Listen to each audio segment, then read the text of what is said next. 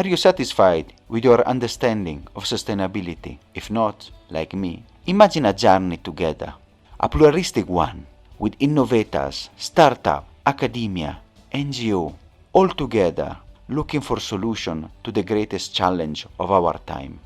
I'm Samuele Tini, and this is the Sustainability Journey.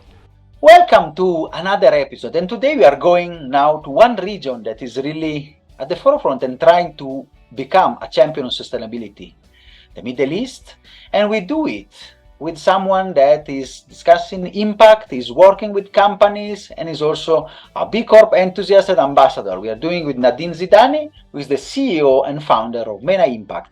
Thank you so much, Nadine, for being here with us today. Thank you so much for having me. I'm super excited to be with you today. You are coaching enterprise, you're working with leaders, you are in the B Corp, you are also working towards fostering sustainability in a critical area. But the usual question for our guest, who is Nadine? What is your sustainability journey? So my sustainability journey really started during the pandemic, so in 2020. So before that, I would say I had a very traditional career in the corporate world, climbing the corporate ladder and working hard, for that. But the pandemic really helped me to kind of step back because I had to face actually a redundancy. I lost my job, like many people around the world. And this event actually triggered a more profound inner journey of, do I really like what I'm doing? Am I really making an impact? And if not, what do I do now? And I think the pandemic offered us like an amazing window where we couldn't go anywhere. We couldn't do anything. We had to basically, sit at home and be with ourselves, which was quite challenging, honestly. I decided at that time that I'm going to take a 1-year sabbatical and do the work that I always postponed because I think I was not, mentally ready for it. And I decided that this is my moment. This is my opportunity. This is one of a lifetime opportunity. So it was not an exciting sabbatical, like traveling around the world and having fun, with friends, but it was sitting with myself and really starting doing what we call the inner work, reflecting on my relationships, my relationship with myself, my relationship with people, my leadership, the work I've been doing the past, plus 10 years, and thinking about as well what was going on, around the world. And when you pause, because that was for me like a real pause, I was an extremely busy, woman working really hard. And this pause like really helped me to kind of center and be more connected to people, to nature, and to what was going on in the world. And this is how I realized how disconnected I was from the world. My journey into sustainability, this is how it started. When I had this pause, I could actually realize the environmental issues that the world was facing, learning more about climate change, learning about the Sustainable Development Goals and the target that we have by 2030 and the slow progress that we've seen so far.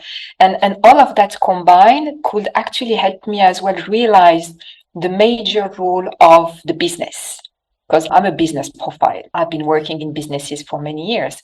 And I was like, oh my God, actually the world is going in one direction and the business is not really changing. And when you learn about sustainability, you learn very fast about a word which is called transformation. How do we transform the business? How do we create sustainable business models? I was not feeling that I was making an impact, but more than that, I was not truly connected to my work, to my personal values. So I started learning, like anyone, that starts this kind of journey, you learn, you're curious and you learn from very different ways, like, of course, online courses, videos, podcasts, amazing to learn, by the way, about sustainability, reading, and you start connecting the dots. And this is how really my journey started into sustainability. And then I came back to the business thinking, what do I do now with this knowledge? Do I come back and become a chief sustainability officer in an organization? Or do I start a very different path, which is, entrepreneurship, which was completely new to me? And I was like, if I really want to make an impact and if I really want to do meaningful work, I want to be the outsider. I still want to work with organizations, But knowing myself and knowing my experience and knowing how things work, from inside, I was like, this is not how I can make an impact. I need to be this outsider, knowing from inside how things work, and can really empathize with especially people working in sustainability teams, but doing it in a very different way. A journey that is common to many of our guests. Maybe they were top leader in even corporate, maybe even Fortune 500, but then they found purpose, they found the impact. I really like what you said. I realized I was disconnected. I started learning and then you wanted to make an impact. And what an impact, if I might say, because you are now a LinkedIn top voice for sustainability in the MENA region. In the 2 years has been an exponential growth for you. So maybe before going a bit deeper in your work and how you support, being an outsider, supporting companies and business in their journey to sustainability, being a top voice and having that perspective in the region, how do you evaluate the progress of sustainability initiatives in the MENA region? I started my entrepreneurship journey 2 years ago. And I think in 2 years, we evolved very fast. Because I remember having discussions, with businesses 2 years ago, and the discussion was mainly about CSR, corporate social responsibility. So, which is definitely part of sustainability, but it's a very small part of what really means, building a sustainable business. It was more around, I would say, philanthropy and having CSR initiatives, but not really sustainability being part of the business and the strategy. Fast forward 2 years later, and especially that now in the Middle East, the UAE is hosting COP28, which is the major event on climate change. I'm seeing a very interesting progress in the right direction, especially when it comes to climate change and setting up, climate targets, using SBTI, science-based targets. We see more and more organizations now going into that direction and really building a strategy to reach net zero. I would say I'm very fortunate to live here because I'm seeing that things are moving fast, and I do expect, and for sure, by end of this year and next year, more regulations as well coming in, forcing actually the private sector to take action. I think it's going in the right direction. There is a very interesting momentum, in the region. Very difficult for me to explain because you really need to be on the ground and see all the events and all the discussions around, climate and net zero. But I'm very surprised and not really surprised, because this is how the region has been for years. You feel like sometimes there is no real progress, but we move fast. And then you can leapfrog the other regions and really go ahead. For doing that, you have launched now the MENA Impact. MENA Impact, it is the tool where you go and discuss with company, with leaders. So what is MENA Impact and what are you trying to achieve with your work? Starting with the idea of building an impact ecosystem in the MENA region. So MENA stands for Middle East, North Africa. So because when I started 2 years ago, I realized that a lot of people and organizations are doing, whether it is consulting, providing solutions, for recycling, for, more into the circular economy. A lot is happening when you enter this ecosystem, but it's not organized, it's not structured. So I found myself, Samuel, at some point, connecting people. Oh, you need to speak to this person. Oh, you need to speak to this, organization. Oh, I have a solution to your problem. Go and speak to this person. They are doing an amazing job, this startup. So this is how I realized that beside the traditional, I would say, services of obviously consulting, advising organization in building the sustainability strategy and implement it, plus the educational parts by providing training, online courses, and helping people, upskill, because that's a major issue right now to really, make progress in sustainable development. I added actually this ecosystem and see how we can build a hub and connect and partner, because I'm a strong believer into SDG number 17, partnership. And I think that anyone in the sustainability ecosystem has a role to play, and I would say even must, connect and see how we can collaborate, work together, find solutions that actually the traditional way of working in silos will never actually help us to find those solutions and make progress in the right direction. I'm very passionate about that. That's why as well I decided to not go for, I would say, a traditional company and create something that is a bit different, a bit unique as well, and having as well this element of an impact business model, because I think what you do and how you do it is extremely important. So I'm very conscious as well about how I'm going to build, this venture and how to make things happen. That's the bold vision that we have at MENA Impact. And what I can see is coming out again, the connection and the work, going together and bringing together. Alone we cannot, but with tackling with many change makers and people that are working, of course, we can give solutions. And since you work with many of these entrepreneurs, delivering new solutions, innovate and startups, can you tell us, a bit, what are the challenges that they face when they want to try to embed sustainability in their business? And what advice you give them? I'm going to give you a very concrete example of companies truly providing solutions to some of our environmental issues, for example, recycling. They can come up with a very innovative product, service, really help citizens and organizations, but they face an issue of education, of awareness. So they all have to invest time, energy, money as well on educating their clients, and I would say even their stakeholders. And that's something that they don't expect at the beginning. You're like, oh, but it's amazing what I'm doing. I'm finding solutions. But the stakeholders are not ready. That's a common challenge that I'm seeing entrepreneurs and startups in this field. It's a challenge that I faced myself as well. Because you cannot go to an organization and say, oh, let's work together to build an amazing sustainability strategy. If we're not aligned on what means sustainability, actually, what does it mean for my business? What's impact, by the way? If we are not, on the same page, we cannot transform or build anything. So the awareness is a very big issue. It forces us to be extremely innovative and creative on the way to create more awareness and educate the public. I think number two, it's linked to what I said about MENA Impact, is the importance of not only what you do, but how you do it. Because I support some of them to become B Corps, get the B Corp certification.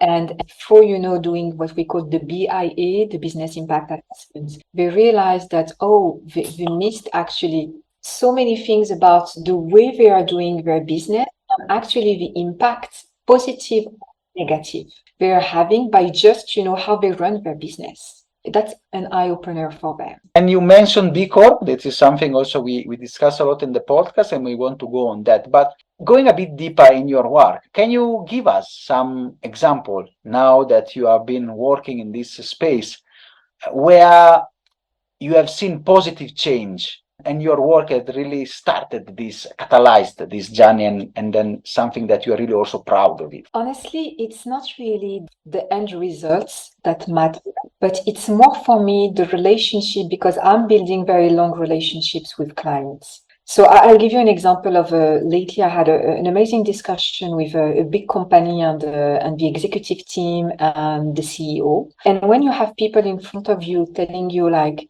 Nadine, we realize that sustainability is a journey and we really want to do things the right way. We don't want to rush stuff. We want to do it the right way, and we want to give it the real importance in the organization. And when you have a CEO telling you, we don't really know what's sustainability. We don't really know what's climate change and how we could contribute and what's our responsibility.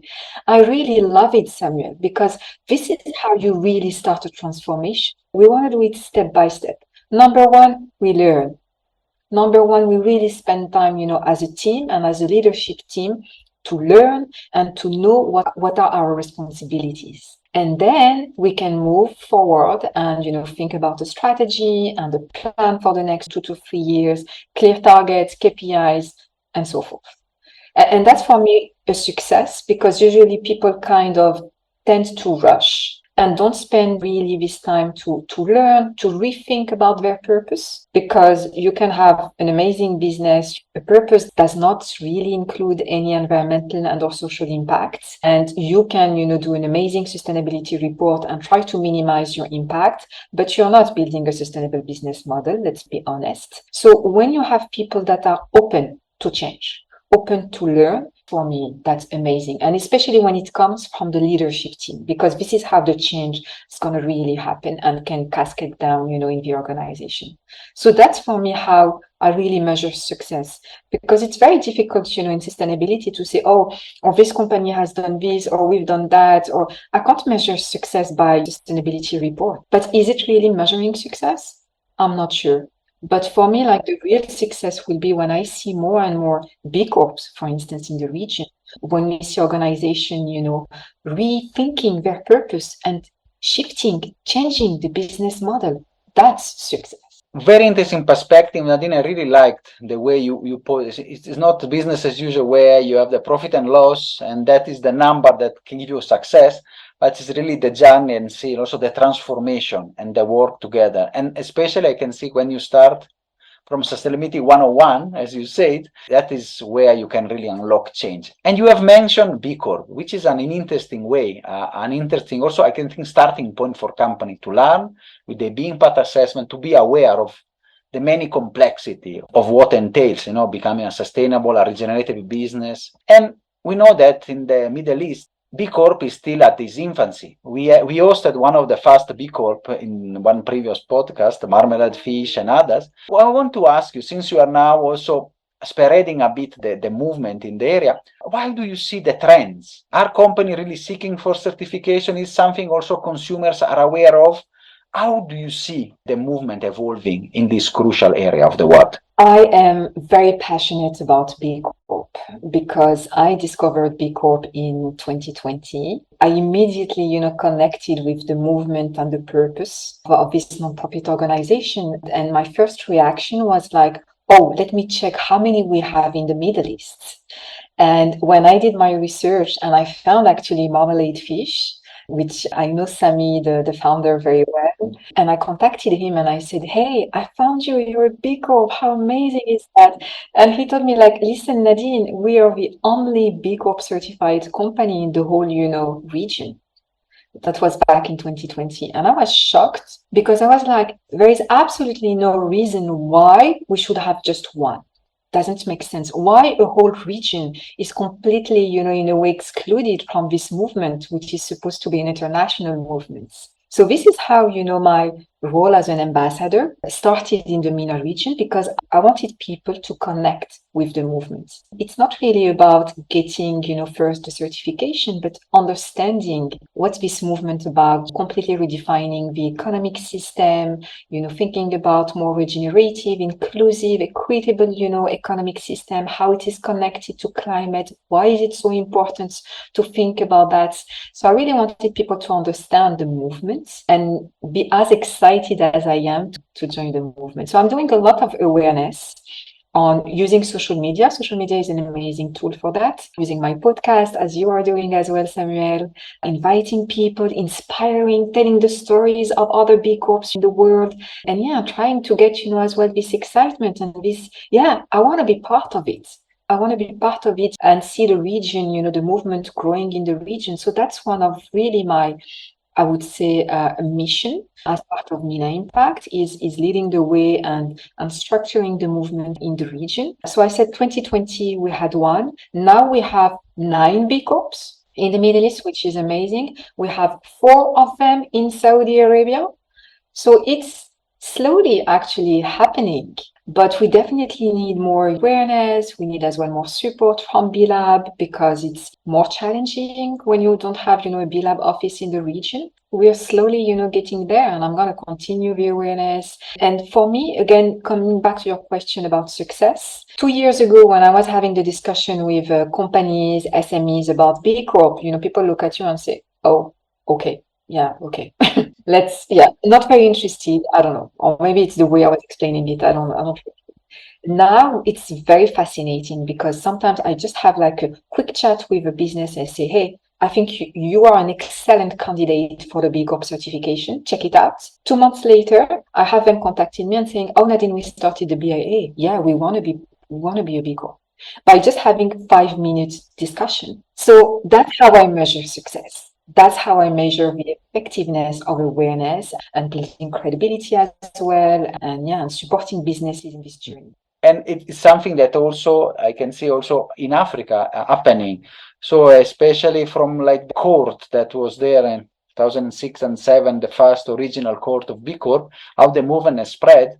Now also people are saying, every company should become, I was reading the book and then say, every company should be at least in spirit a B Corp. So it's something that is really transformational of the movement and how to work. And it's something that also we can see how to give and foster more. And one of the area that I want to ask, the awareness is something that is really important. We know that especially in sustainability is still something that for us that we every day discuss about it, we know it left, right, and center, and still we need also always to update ourselves.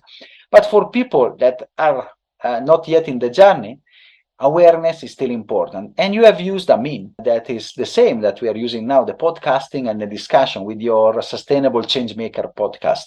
So you serve as a platform for voices, you discuss. So can you tell us a bit your journey in that podcasting, just to share also, and which are, the most inspiring guests that you had? I started my podcast a year ago. I think a bit like yourself, to tell stories, because I got really inspired by some podcasts from my sustainability journey, inner journey, and personal transformation. It really helped me to actually hear the change makers, as you said, how they transitioned into sustainability, what they are doing now, how passionate they are of having like a mission and really believing in what they do.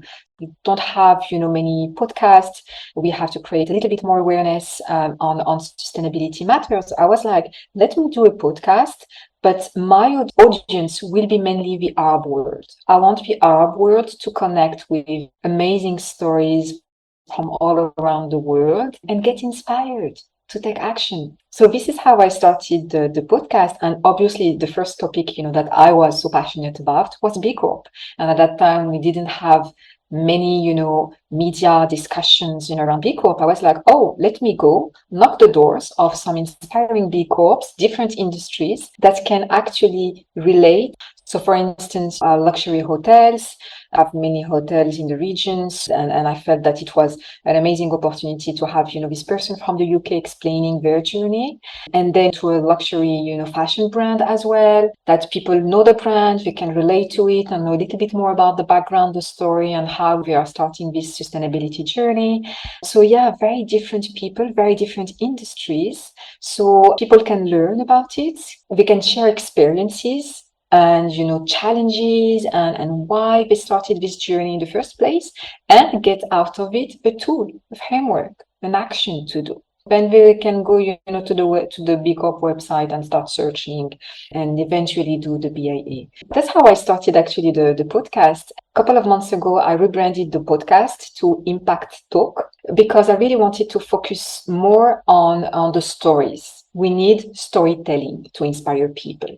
Because if we come only with our sustainability jargon and technique and frameworks and standards and all of that, we're going to lose a huge part of the population and of potential change makers at the end of the day. So I wanted to kind of move away a little bit from that and rather focus on telling stories, giving a platform to people, to amazing people, to tell their stories, and especially starting from their personal journey. And I think it's very important to people to realize that behind this business, amazing new venture, startup, whatever, there are people who made a choice at some point, who decided to go out of their comfort zone to build something that can help, people and the planet. And it's very important to people realize that it's a lot of sacrifice, it's a lot of work, it's being, driven by a purpose. It's not something easy. It's even more challenging than a traditional business. I rebranded the podcast, and now I'm having especially more people from the region because I think it's very important for people to connect with They can connect with an amazing business in the UK, in Europe, or in the US, but it's still, very far away from, our region, our culture, and our way of doing things. So I wanted more to give the opportunity to our local entrepreneurs, startups, SMEs, who are doing an amazing job to tell their stories. Because this is why we are doing the podcast at the end of the day. And it's really something that should connect with the journey that we also started more or less 2 years ago, to see and discuss, connect people, tell story, have changemaker on board and discuss. And what I really like from your discussions about the personal journey, sometimes we are too much focused on technicalities, the targets, the discussion and that, but we lose focus on the human side in a way, the humanity that is inside. And you have also emphasized a lot in your work what is the inner work, the meditation, journaling. You also part and an expert in the inner development goal movement. So can you tell more about this side, which is often overlooked, but is very, I would say, crucial in achieving, complete sustainability? You are absolutely right. For me, it was completely part of my sustainability journey, this inner work aspect. And you mentioned the inner development goals, the IDGs. So it's a non-profit organization in Sweden. They started a couple of years ago, and it started with the realization that we are far behind the achievement of the 17 SDGs, the Sustainable Development Goals. And they started thinking like, why are we so, it's an amazing, framework, blueprint for, building a more sustainable future for all. But why are we so lagging behind? They came to the conclusion that it's people. It's us. It starts with us because we are smart. We have the means, we have the money, we have everything actually, to reach the SDGs. Like if we are very honest, Samuel, except, perhaps doing this inner work, like coming back to who we truly are and why, what's our purpose, why are we here, and developing ourselves and connecting more with the world, with people, with nature, and being more than just doing. I realized that, and I realized it because I have a lot of people contacting me, asking for advice, mentoring, coaching, willing to start, a journey into sustainability and changing job, all of that. And I love spending time with them and having these conversations. And I realized that when people did not spend time on this inner work, on really transforming themselves to be an agent, to become an agent of change, they go into the traditional, I would say, path of, oh, sustainability is a trend, let me get new skills and find a job. And you see it, very clearly in the conversation, honestly, because we're like, oh, can you tell me what kind of job, I should apply to, what the market is looking for? And I'm like, no, because think first, about yourself and who you are and what's your purpose. And then you will have multiple avenues to make things happen.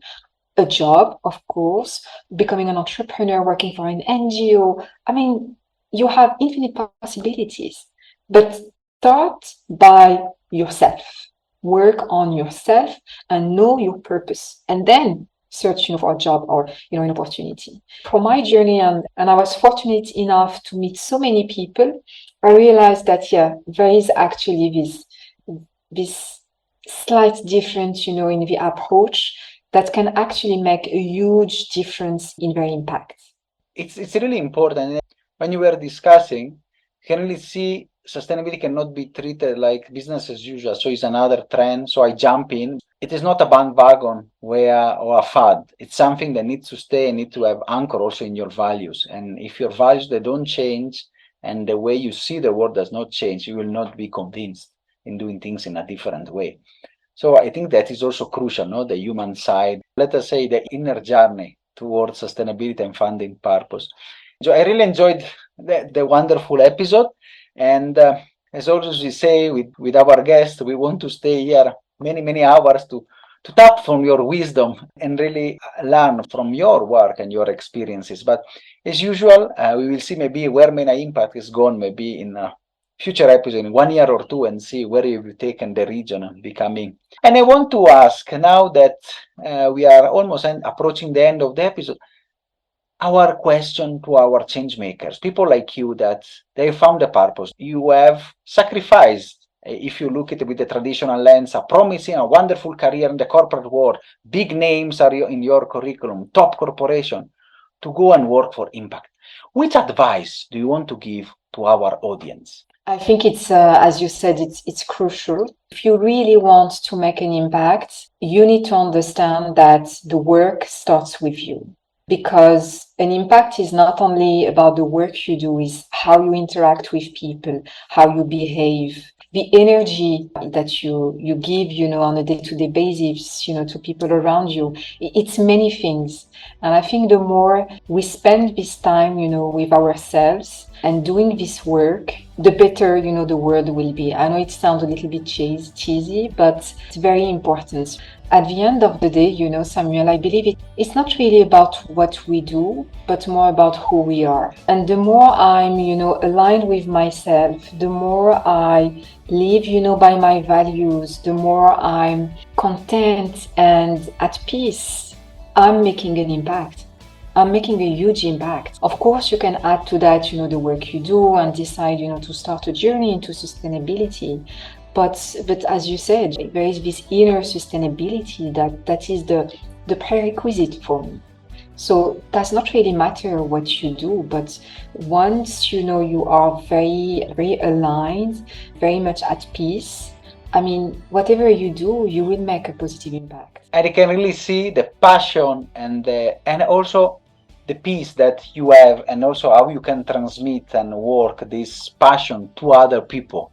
And just through the many kilometers, many miles that divide us, but you can feel from the voice and from the discussion, the transformation that's been, even in recent years, but it really make you, a real expert and a change maker in your area and really pushing towards a sustainability in the region. So I'm really grateful for your time, and it was an honor, and it will be a pleasure also to host you again to see where have you taken your journey. Thank you so much, Nadine. Thank you so much. I really enjoyed it. Thank you, Samuel. Are you satisfied after this wonderful episode? Let's continue together our sustainability journey.